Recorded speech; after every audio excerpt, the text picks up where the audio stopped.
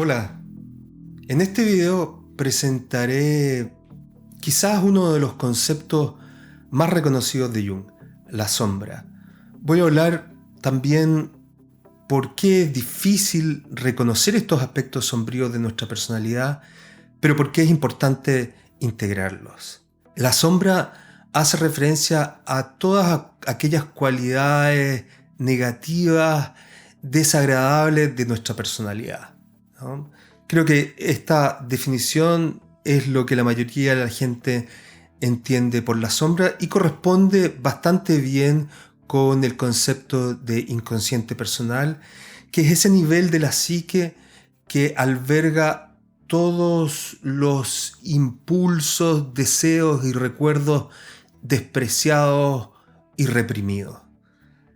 Pero la sombra también incluye aquellos aspectos potencialmente positivos de la personalidad que han sido atrofiados o que han sido descartados en el desarrollo de la persona. Tal como cualquier objeto frente a la luz proyecta una sombra, así todos los seres humanos tenemos un lado oscuro. Con cierto esfuerzo de introspección podemos reconocer algunos de estos aspectos sombríos de nuestra personalidad.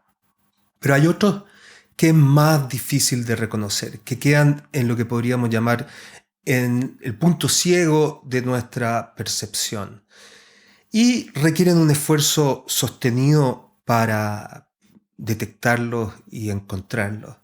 Esto ocurre porque en buena medida nosotros cuando percibimos que hay aspectos desagradables o que no nos gustan de nuestra personalidad, lo que hacemos es proyectarlos externamente. Es decir, los atribuimos a otras personas, a otras organizaciones. Así, otros son los egoístas, otros son los envidiosos y nosotros somos las víctimas o los virtuosos. Lo que la psicología nos muestra, sin embargo, es que sostener estas proyecciones a la larga lo que hace es alienarnos del mundo de las otras personas y detener o frenar nuestro desarrollo psicológico. Por eso, una de las primeras tareas en el proceso de individuación consiste en reconocer estos aspectos sombríos. Incluso diría yo que es una tarea que ha de emprenderse ya desde la adolescencia, pero que ciertamente nos acompañará durante toda nuestra vida. Pero esta no es una tarea agradable. Por definición, integrar la sombra implica sacar a la luz aquellos aspectos desagradables de nuestra personalidad. Y al sacar a la luz dichos aspectos oscuros de nuestra personalidad, nos lleva muchas veces a replantearnos situaciones. Nos presenta un dilema moral, una demanda o una decisión que puede ser difícil o incluso dolorosa. De ahí que muchas veces prefiramos la comodidad y aferrarnos a esta ficción luminosa que hemos creado de nosotros mismos. Si la integración del inconsciente puede ser incluso dolorosa, ¿por qué hacerlo entonces? Como ya dijimos, estos aspectos sombríos, cuando no son integrados, dificultan en gran medida nuestras relaciones interpersonales. Esto porque estos elementos tienen una cierta autonomía, funcionan a su antojo, incluso en contra de nuestras mejores intenciones, en contra de nuestra voluntad. Aparecen y desaparecen cuando quieren. Y así a veces nos vemos atrapados en ciertas situaciones por la envidia o el resentimiento.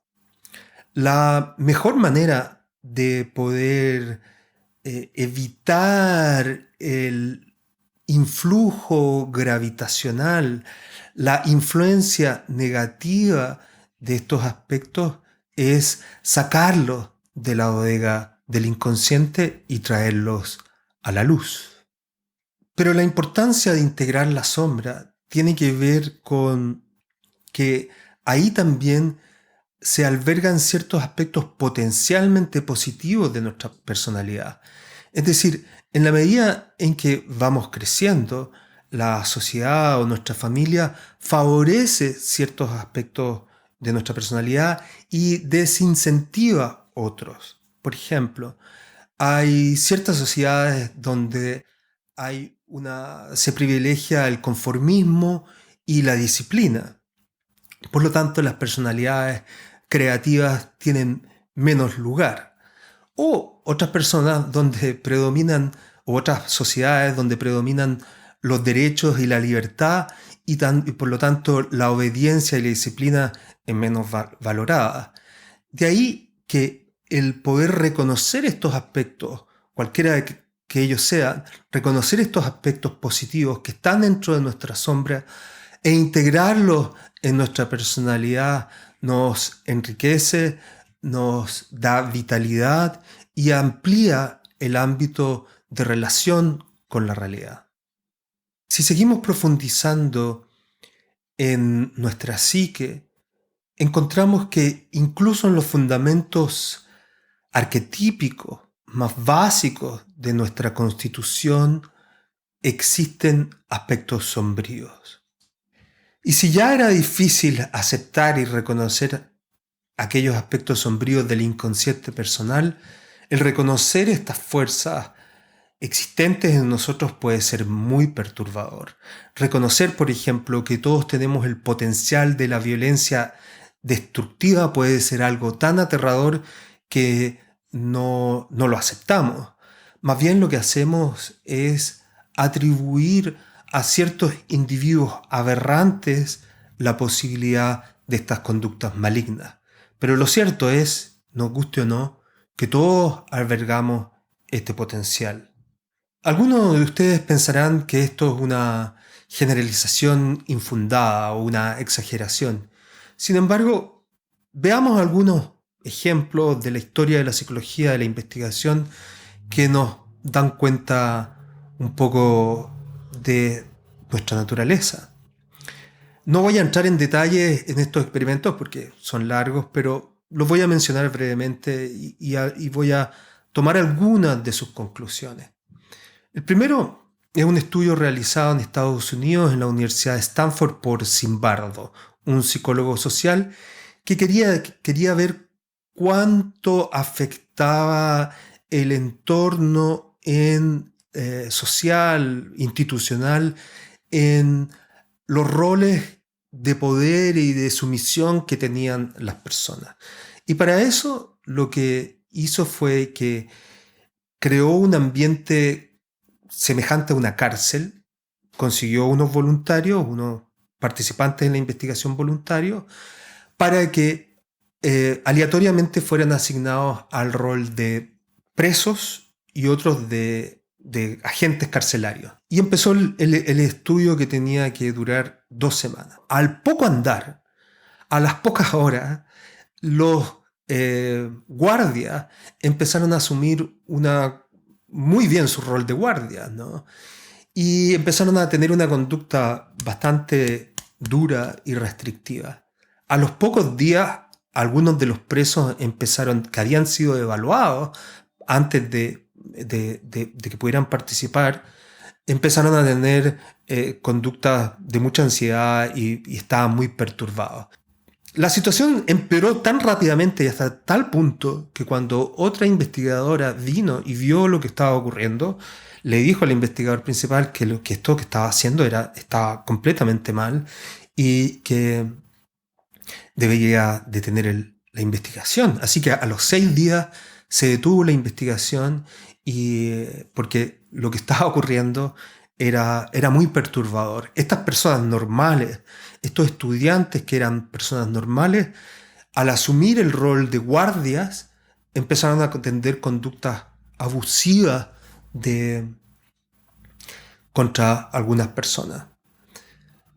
Ustedes pensarán que esto ciertamente fue un estudio muy polémico y ustedes pensarán que es algo que ocurrió ahí, pero si ustedes se imaginan, piensan a lo largo de la historia, ¿cuántas veces los conquistadores o quienes detentan el poder lo usan para abusar y torturar a los conquistados? Y esto en independencia de la posición política, digamos, y del momento histórico. Esto lo podemos observar en distintos lugares del mundo a lo largo de la historia. Hay otro ejemplo que quiero mencionar rápidamente, que es otro estudio que se realizó, famoso estudio por lo polémico también, que se realizó por Milgram en la Universidad de Yale, en la cual quería ver cómo las personas se conformaban frente a ciertas demandas que planteaba el investigador. Y para esto de nuevo se reclutó a algunos voluntarios que fueron asignados en el rol, se les dijo inicialmente, en el rol de aprendices y de personas que tenían que enseñar o presentar una cierta lista de estímulos.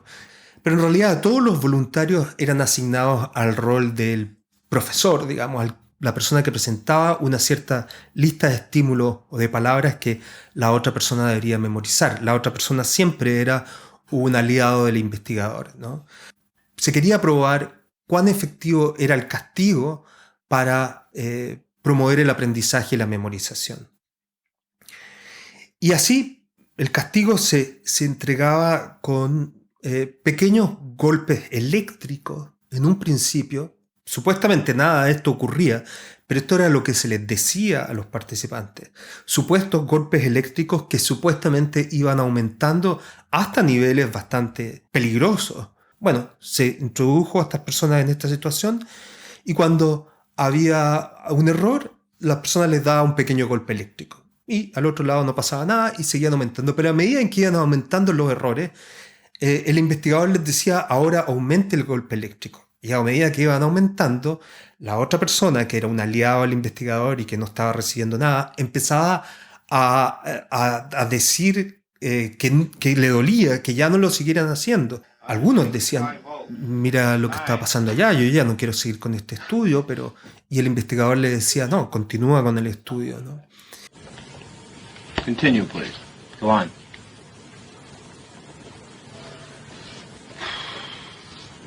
Y entonces seguía en el estudio y seguían aumentando los niveles de electricidad. El punto es, para resumir, esto es que la mayoría de los participantes llegaron a dar golpes eléctricos que eran peligrosos para las personas, porque atribuía su responsabilidad en el investigador, en el científico que supuestamente le daba las instrucciones. You accept all responsibility? The responsibility is mine, correct. Please go on. Brave woman. Estas investigaciones son más complejas y yo tomo solamente algunos de estos elementos para indicar que, dadas ciertas circunstancias, todos tenemos el potencial de incurrir en conductas que no nos imaginamos o que no nos gustan o que consideramos como aberrantes o como malignas. Ahora bien, en tanto estas fuerzas son arquetípicas, deberían aparecer en los mitos, ¿no? En la religión. Y claramente podemos ver y reconocer ya en Grecia, por ejemplo, el reino del inframundo de Hades, ¿no? Ahí estaba, se atribuía, Zeus estaba en lo alto y Hades era el señor de la oscuridad. Por otra parte, en la religión hindú tenemos también algunas figuras como Kali, que es una diosa madre, pero también que tiene un aspecto salvaje y destructivo, ¿no? En la religión católica tenemos esta distinción entre Dios y el demonio, el cielo y el infierno. En la literatura también hay algunos ejemplos clásicos en el cine y en la literatura. Por ejemplo, uno clásico es la historia del Dr. Jekyll y Mr. Hyde, que muestra justamente cómo el aspecto sombrío de la personalidad puede dominar si es que no se le considera y se le integra. También la sombra aparece en la alquimia como proceso en la fase del anigreo, ¿no? Es esta fase en la transmutación alquímica que es una fase oscura, ¿no? Que da pie, si las condiciones, las operaciones son las adecuadas y si la disposición espiritual del alquimista es la correcta, a el desarrollo y la obtención de la piedra filosofal. También aparece la sombra en el viaje del héroe como el entrar en el vientre de la ballena, ¿no? Es esta fase oscura, la noche oscura por la que atraviesa el héroe muchas veces y que es una de las pruebas que tiene que superar. A propósito de las historias del héroe, hay una imagen o una frase que dice que la caverna que tememos entrar guarda el tesoro que necesitamos. Esto da cuenta justamente de algunas de las cosas que hemos hablado, de la importancia de reconocer estos aspectos sombríos y cómo el reconocimiento de estos aspectos sombríos pueden darnos un mayor control, darnos también una mayor vitalidad, porque reconocemos que somos capaces, tenemos el potencial del mal, pero actuamos en función del bien, ¿no? Este reconocimiento, este modo de actuar en control de estos aspectos o en un mayor control de estos aspectos es algo que nos da cierta vitalidad y cierta fortaleza a nuestra personalidad también. Para terminar, quisiera hacer referencia a una historia, a algo que Viktor Frankl, un psiquiatra, un médico, escribió en un libro que yo leí hace muchos años que se llama El hombre en busca de significado, en el cual él cuenta sus experiencias en el campo de concentración durante la Segunda Guerra Mundial. Él era judío y en ese libro él cuenta que en ese entorno aberrante, terrible, ¿no?, que constituye ciertamente uno de los entornos o de los pasajes más oscuros de la humanidad, él veía que había personas que eran capaces de, en las peores de las circunstancias, ustedes saben cómo estaban completamente desnutridos estas personas, en las peores de esas circunstancias, compartir el último pedazo de pan con un niño o con una persona que lo necesitaba, o dar una palabra de aliento. También todos conocemos de personas, de acontecimientos en los cuales un héroe, una persona de una forma desinteresada, se sacrifica o arriesga su vida no solo por alguien de su familia o alguien querido, sino que a veces incluso por personas completamente desconocidas. O como la víctima perdona al victimario. Es decir, así como albergamos este potencial para el mal, también tenemos el potencial para el bien. Pero, como dice Jung, uno no alcanza la iluminación imaginándose figuras de luz, sino haciendo la oscuridad consciente. Es todo por hoy. Nos vemos.